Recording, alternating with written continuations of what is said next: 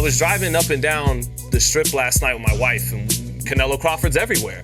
And I'm like, it remains to be seen in the ring what magic they produce, because they might produce that magic.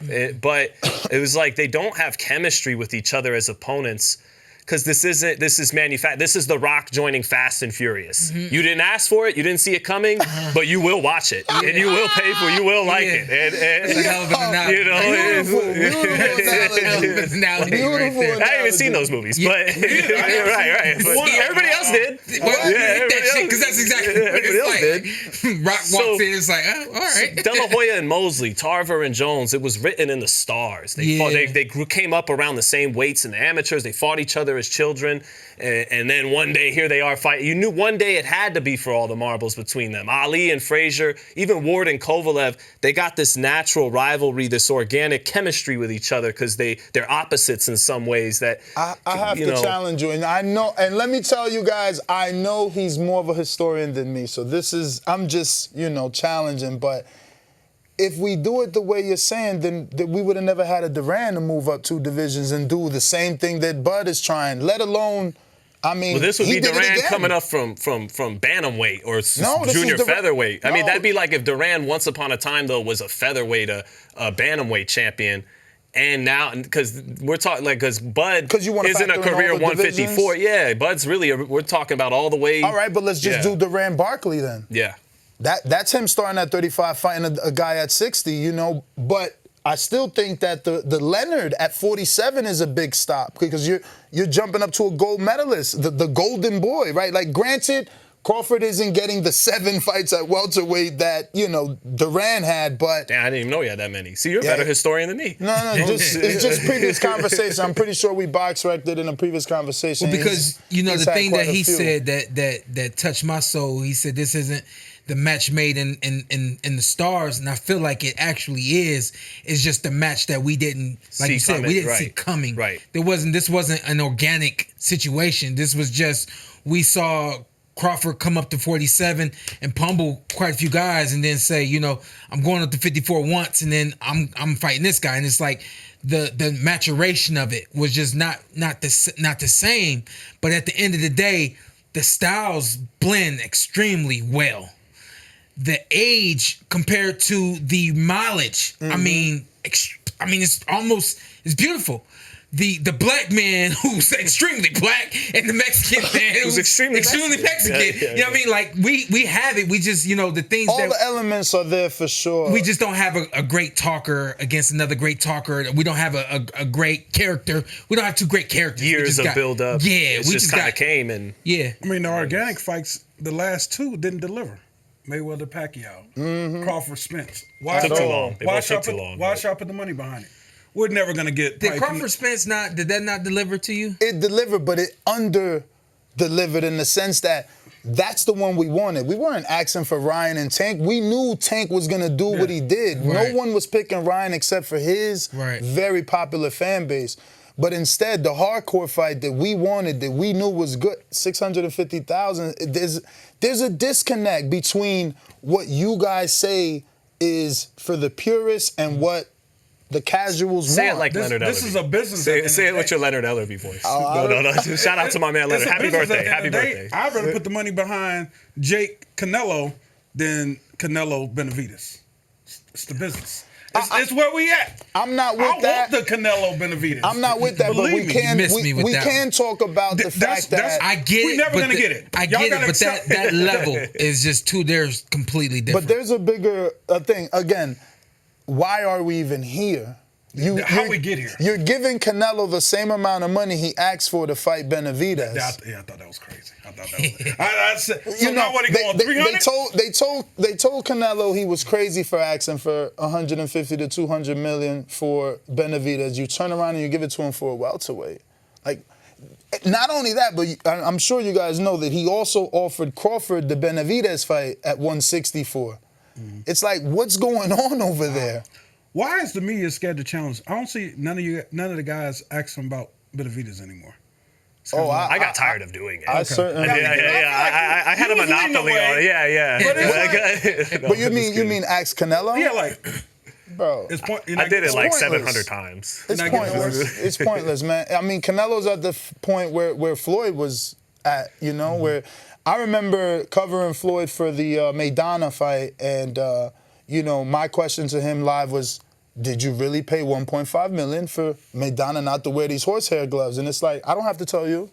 And that's it. I'm Floyd. I told you I don't have to tell you, and he walks away. It's like, boxing is so different. Look at this and Floyd's the best fighter of my lifetime. I was a little too young to watch Roy in the early 90s. That would have been a challenge to that claim, but it's I've been saying, like, just as important as his great career has been what he's left behind. And what he's left behind it isn't good. Look what it's producing. No, I think everybody agrees with that. Effect. Yeah, the Mayweather effect. So, but there's a double standard because Canelo's in his what would you call it? Money Canelo era? Yeah. And to bring it back to the main subject of Crawford and Canelo, the hype around this fight is Canelo's fading because he's getting decisions while he's basically dropping everyone he fights. So I don't see where you're fading at. But Floyd got praised for getting decisions. Yeah, but you don't see a fade from Canelo? That skull fight was rough. I mean, but that was more. I don't think that was a fade. I don't think that was a fade more than it was self-entitlement, right? It's like, I'm Canelo. I'm not chasing you. 100%. He didn't win the fight. Like, if we're forget CompuBox, because CompuBox is someone just like me with their Great Adventures clicker going just like this. So I can use my own television and my own eyes. Around 7, Spence Crawford. It was 30 to 100 for Spence. I said, there's no way Sean hasn't only landed 30 punches. What do you mean when he fought? Porter. When he CompuBox. That's crazy. No, I don't believe in CompuBox. What did my eyes see? And my eyes didn't see Canelo round after round outland Skull. Did Skull fight a fight that isn't friendly for television? Absolutely. But did he box? He boxed. He gave him lateral movement to offset him. And why didn't Canelo challenge him when he did stop? When he stopped, he would just sit there, head movement, up jab, up. Where you at? Counter that shit. Watch Laura Canelo. Different version of Canelo fighting a Cuban. He would cut the ring off with the left hook, follow up with the right. There was none of that. No sense of urgency. But why? He knew politically that shit is in the bag. There's no way I'm losing this fight. Some self-entitlement in that fight with Skull.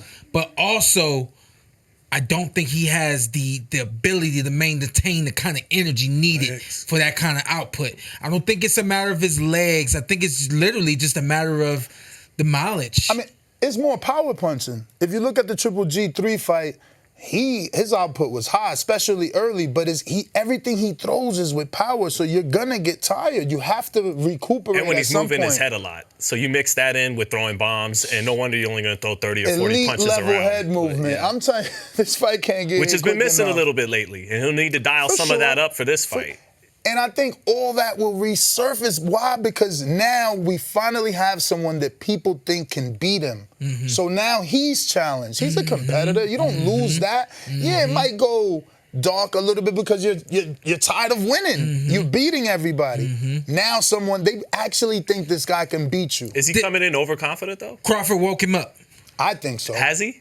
I'm asking. I don't know. Ness think so. You don't think so? I had somebody I'm tell me picking him to win. I still don't know if it somebody was. told me the other day. I was like, I know that Hernandez is in the camp, but he's always been. Yeah. So that in itself shows me that no, you didn't lose that. You want what they actually call him the devil. That's who you want in camp. Yeah. Outside of that, then you bring in Jaron. Mind you, Hernandez has been in his camp for the past maybe 4 or 5 fights. He's a Louis DeCuba's guy. So on top of that, you bring Jaron. And Darrell Valsaint. And you got young Marco Verde who could switch hit like Crawford. I love Valsaint. They're hitting us with a whole bunch of shit now. And they got meat. You know, I can't get down. Shout out to and they Pro got Box. meat. Shout out to Pro Watch Box. what they taking. You know, Canelo fans will say, and he's got Victor Conti. I don't care. They whole camp got hit. That's true. They got hit. They actually failed tests. I don't know. If we're looking at camps, Sean had Victor Conti too. If we're looking at camps, Crawford's camps look more comfortable. They went with what they know. Yeah. I don't see anything different in that camp unless, they didn't reveal all the sparring partners. It looks like Canelo took it serious, or at least his training team did, and went and got some killers. I mean, We just don't know how he did sessions it. did he get in with Jerron? That's what we don't know. That's what we don't know. We don't That's know if what it we was don't two know. sessions A day or or 3. 2 weeks, yeah. I can't imagine this. It's only just one. I think. I mean, you being the fighter, where would you prefer Jerron to come in? The end of camp or the beginning? Sooner. Sooner? Yeah, I would have preferred him. Jerron came in it was about 2 weeks ago, right? Allegedly. That could have Allegedly. just been them dropping the pictures and videos when they got clearance. Yeah. I said that, man. I don't believe Yeah. more than meets the eye for Yeah, real. stop overthinking it. Like, why would I have my GOAT sparring 2 weeks out versus this kid? Yeah. And I think Jerron can whoop his ass. I don't know about all that. Okay? Jerron probably whipped his ass a little bit. I think he can whoop Canelo's ass. He's younger and throws more punches and But again, from a fighter's perspective, in sparring. and even from a sparring, coach's yeah. perspective, I think at this that's point, I just want you to get the best looks as possible in terms of that movement, that fluidity, and everything that you're gonna see on fight night. You know? I hear being prepared for it sooner, but I think I like it on the back half just so you can be sharp. Now you know what you expecting. Mm-hmm. You know, Jerron is faster than, The reason he would why I said normally see. sooner is because how I was, guys will come in, they get off on me on the first session. Some guys can't get off on me for the first week. But if we sparred that second week, near the end of that week, I'm acclimating, I'm doing more of what I'm supposed to be doing, so on and so forth. The third weekend, it's like, time for you to roll, and I'm almost there, So I felt if he's there sooner and staying a little longer, like possible, there's the measuring stick of how I'm improving and what I'm seeing and my timing being picked up and stuff like that.